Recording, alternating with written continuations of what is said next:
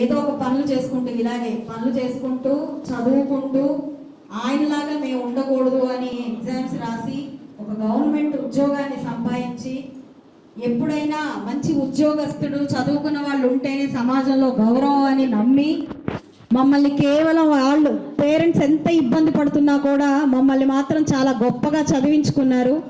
వారు చదివించుకున్న విధంగానే మేము కూడా నేను ఎంసీఏ చేసి సివిల్ సర్వీసెస్ ప్రిపేర్ అయ్యి ప్రిలిమ్స్ రాసి క్లియర్ చేసి మ్యారేజ్ వల్ల మెయిన్స్ రాయలేకపోవడం జరిగింది. మా సిస్టర్ కూడా డాక్టర్ చదివింది.